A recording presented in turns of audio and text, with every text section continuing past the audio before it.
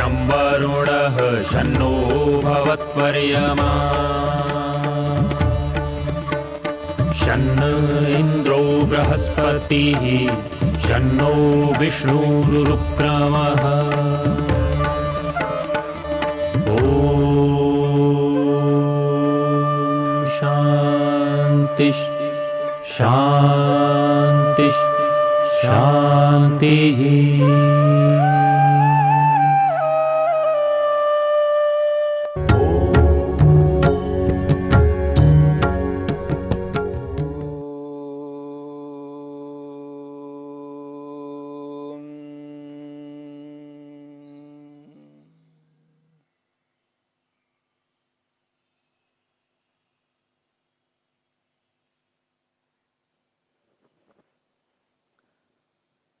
वैराग्य को लेकर के हम विचार कर रहे थे। दो प्रकार का वैराग्य बताया गया है, अपर वैराग्य और पर वैराग्य।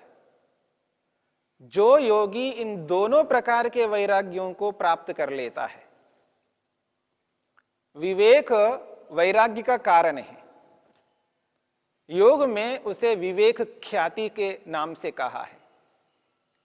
जब विवेक ख्याति से अपर वैराग्य प्राप्त होता है और उसके साथ साथ उस वैराग्य में रह करके जब तक व्यक्ति संसार के पदार्थों को अनुभव करता है, उस अनुभूति से उसको यह स्पष्ट प्रतीति होती है कि संसार कभी भी मुझ आत्मा को पूर्ण तृप्त नहीं कर सकता।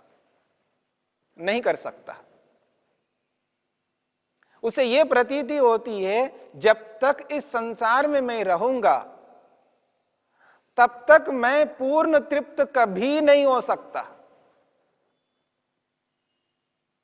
और पूर्ण तृप्ति के लिए उसके सामने संसार कभी दिखाई नहीं देता। इसलिए संसार से ऊपर उठ जाता है और उस पर वैराग्य के अंतर्गत पुरुष ख्याति को एहसास करता है, पुरुष के ज्ञान को अनुभव करता है कि आत्मा इस प्रकार का है, इस स्वरूप वाला है। आत्मा के गुण कर्म स्वभावों को जब एहसास करता है तो उसको यह प्रतीति स्पष्ट हो जाती है कि यह संसार मेरे लिए प्रापणीय नहीं है, प्राप्तव्य नहीं है। यदि मेरे को कुछ प्राप्त करना है तो संसार से प्राप्त होने वाला कभी नहीं हो सकता। और ज्यों-ज्यों आत्मा का बोध होने लगता है तो उसको यह स्पष्ट प्रतीति होती है कि आत्मा यानी मैं निर्लिप्त हूं, मैं शुद्ध हूं, मुझ में किसी भी प्रकार का कोई दोष नहीं है। आज तक मैं अपने आप को दोषी अनुभव कर रहा था, सारे के सारे दोष मुझ आत्मा में हैं यह एहसास कर रहा था, लेकिन ये सारे के सारे दोष मुझ आत्मा में तो है नहीं। जो काम है, क्रोध है, लोभ है, मोह है, ईर्ष्या है, अहंकार है, ये सारे के सारे दोष मुझ आत्मा में नहीं है। इनको उत्पन्न करने का कारण मैं हूं, लेकिन ये जो राग द्वेष आदि हैं शत्रु, वो मुझ आत्मा में नहीं रहते, मन में रहते हैं। मन मलिन होता है, अशुद्ध होता है, अपवित्र रहता है, पर मैं अपवित्र कभी नहीं हो सकता। मन कितना ही मलिन हो जाए, कितना ही अशुद्ध हो जाए, तो भी मैं सदा शुद्ध रहूंगा, क्योंकि सदा से शुद्ध था, आज भी हूं, भविष्य में भी रहूंगा। पर मन के कारण से स्वयं को अशुद्ध मान रहा था। अब मेरे को यह एहसास हो गया, बोध हो गया है कि ये जो मन है ये अलग है और मैं अलग हूं। और उसको यह भी स्पष्ट होता है जब आत्मा के एक एक गुण को एहसास करने लगता है, आत्मा के सारे गुणों को अनुभव करने लगता है, तो उसको यह प्रतीति होती है मुझ में कहीं पर भी कोई ऐसा गुण नहीं है जिससे मैं तृप्त हो सकूं। मुझ में ऐसा कोई गुण नहीं है जिस गुण को समझ करके मैं तृप्त हो सकूं। मुझ में प्रयत्न गुण है, सामर्थ्य है, ज्ञान गुण है, इच्छा भी है, सुख को अनुभव करने का सामर्थ्य है, दुख को अनुभव करने का सामर्थ्य है, सब कुछ है, पर ऐसा कोई गुण मुझ में नहीं है जिसको मैं जान करके तृप्त हो जाऊं। हां, अब मेरे में ये गुण है, अब मुझको कुछ और कुछ नहीं चाहिए। यानी आत्मा में जो सुख है, जिस सुख के लिए आत्मा जी रहा है, आज जिस सुख के लिए व्यक्ति जीवित है, जीवित रहना चाहता है, वो सुख आत्मा में नहीं है। आत्मा के अंदर सुख नामक गुण है नहीं। और जिस प्रकृति में है वो सुख तृप्त देने वाला नहीं है। वो प्रकृति मुझको तृप्ति नहीं दे सकती है। फिर अनायास आत्मा का आकर्षण परमात्मा के प्रति हो जाता है, प्रभु के प्रति हो जाता है, जिसने संपूर्ण ब्रह्मांड को रचा है, जिसके कारण से ब्रह्मांड आज विद्यमान है, चल रहा है। जब परमात्मा को अनुभव करने लगता है, परमात्मा में स्थित परमानंद को एहसास करने लगता है, तब व्यक्ति इस प्रकृति से बने पदार्थों से सर्वथा दूर रहना चाहता है। इसलिए शरीर में रहता हुआ भी अपने आप को शरीर से रहित एहसास करता है। विदेह की स्थिति में रहता है, अपने आप को शरीर रहित अनुभव करता है। मैं शरीर से भिन्न हूं, शरीर मैं नहीं हूं। शरीर में रहता हुआ अपने आप को शरीर से भिन्न मानना बहुत बड़ी बात है, बहुत बड़ी उपलब्धि है।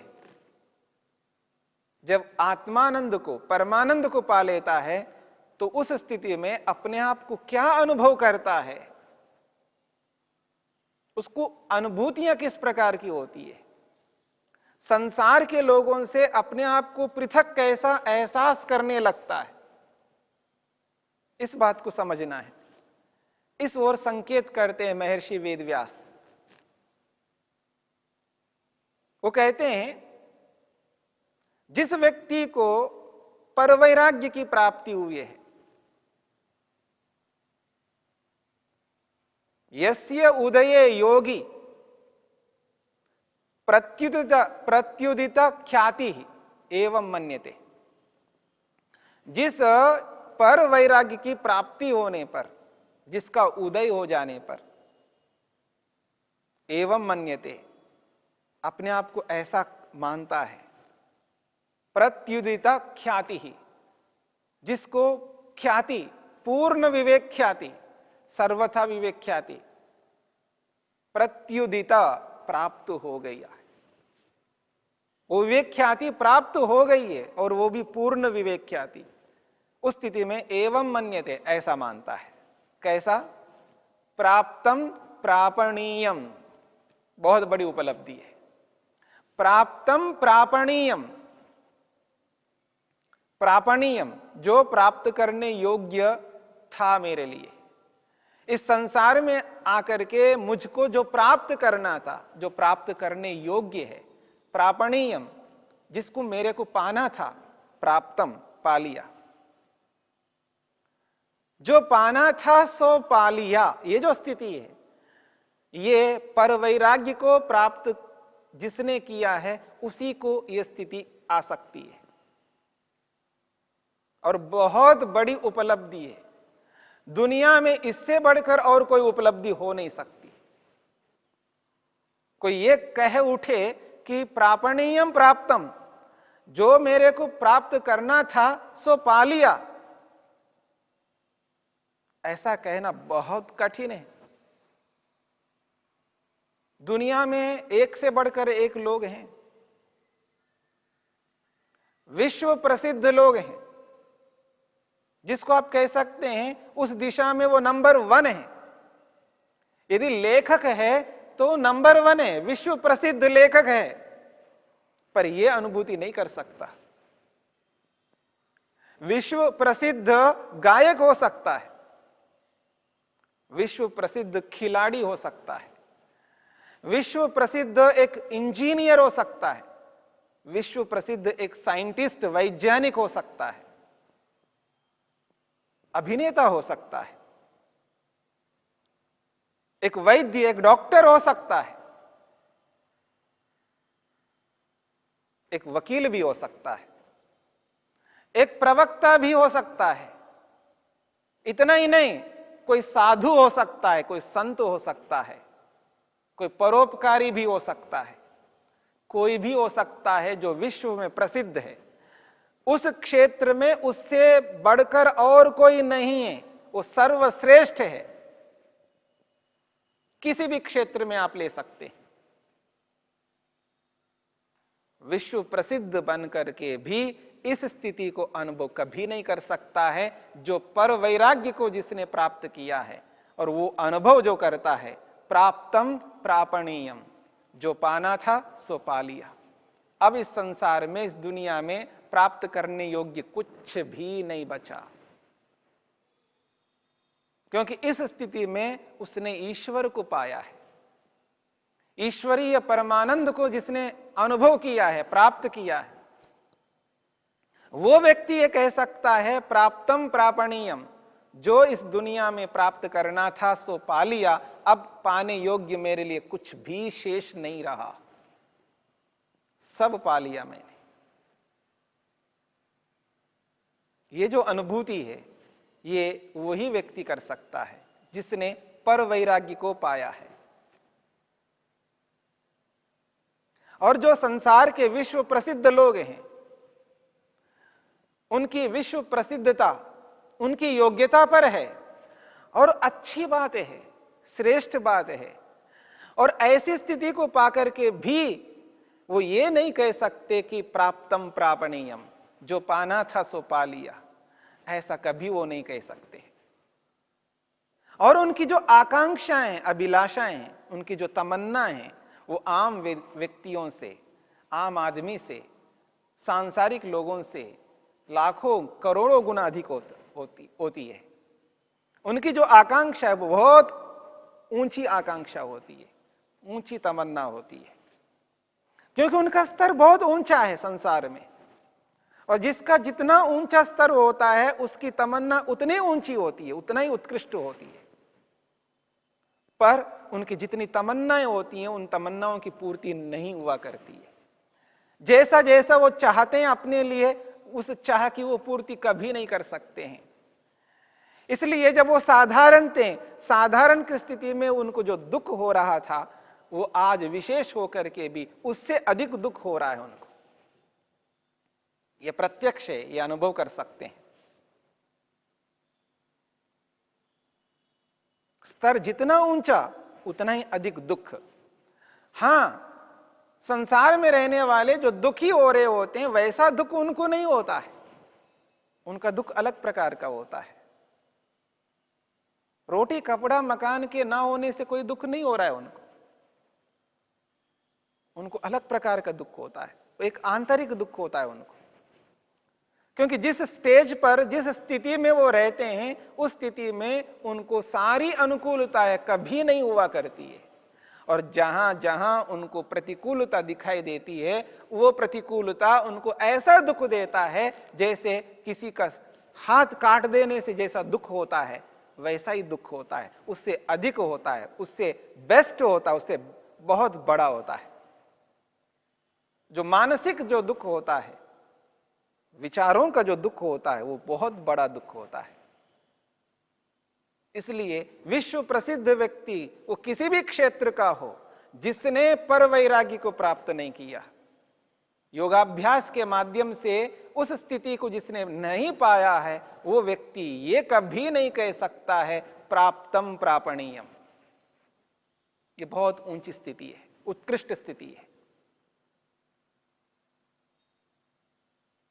व्यक्ति बहुत ऊंची स्थिति को पा करके, जिस ऊंची स्थिति में रह करके जो संसार का सुख ले रहा होता है, याद रखना वो इतना बड़ा व्यक्ति होकर के इतना बड़ा सुख जो ले रहा है, वो बहुत बड़ा सुख वो संसार का सुख है। याद रखना,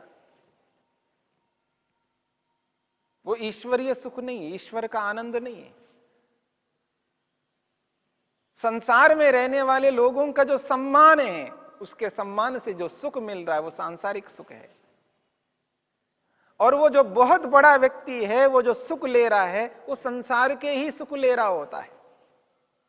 वो हो सकता है वो रूप का सुख ले, रस का सुख ले, गंध का सुख ले, शब्द का सुख ले या स्पर्श का सुख ले, वो पैसा का सुख ले, वो गाड़ी का सुख ले, वो मकान का सुख ले, वो खाद्य पदार्थों के माध्यम से सुख ले, या किसी न किसी रूप में वो संसार का ही सुख ले रहा होता है। और याद रखना, संसार के सुख में दुख मिला हुआ है। ये वैराग्य को जिसने प्राप्त किया वो एहसास करता है, वो संसार से मिलने वाले सुखों को कभी नहीं चाहता जिसमें दुख है। और दुख युक्त सुखों को अनुभव करता हुआ वो विश्व प्रसिद्ध व्यक्ति कैसे सुखी हो सकता है, कैसे तृप्त हो सकता है, कैसे उसकी तमन्ना की पूर्ति हो सकती है? ये कभी संभव नहीं है। पर यो परवैराग्य को प्राप्त किया है, जिसने परवैराग्य के माध्यम से ईश्वर का आनंद जिसने भोगा है, ईश्वरीय आनंद को प्राप्त जो कर चुका है, वो कभी अतृप्त नहीं हो सकता। उसकी तृप्ति पूर्ण रूप से हो जाती है। उसके अतिरिक्त और कोई उसके मन में अभिलाषा नहीं रहती, कोई तमन्ना नहीं रहती है, कुछ और पाने की कोई इच्छा ही नहीं रहती है। परंतु जो सांसारिक सर्वोत्कृष्ट व्यक्ति है, जिस क्षेत्र में वो महान व्यक्ति है, संसार की दृष्टि से वो बहुत बड़ा है, उसका मान करना हम सबका कर्तव्य है। परंतु वो इतना बड़ा होकर के भी वो आंतरिक रूप से दुखी रहता है। जो परवैराग्य को जिसने प्राप्त किया, वो आंतरिक रूप से कभी दुखी नहीं हो सकता। ये जो अंतर है, ये जमीन आसमान का अंतर है, धरती और आकाश का अंतर है। इसलिए परवैराग्य को जिसने पाया है, उसकी एक विशेष उपलब्धि होती है, वो अनुभव करता है, प्राप्तम प्रापणीयम, प्रापणीयम यत्किमपि अस्ति, जो पाने योग्य है, प्राप्तम पा लिया, अब कोई पाने योग्य संसार में नहीं है। ये जो उपलब्धि, ये जो विशेषता है, वो योगी की होती है, परवैराग्य को जिसने प्राप्त किया उसकी होती है। इतनी ऊंची उपलब्धि को प्राप्त करना ये योगी कर सकता है, सांसारिक व्यक्ति नहीं कर सकता, आध्यात्मिक व्यक्ति ही कर सकता है। और ऐसी स्थिति को हम सबको प्राप्त करना है। आज नहीं तो कल कभी ना कभी इस स्थिति को प्राप्त करना है। इसी के लिए ये मनुष्य का शरीर हमको मिला है।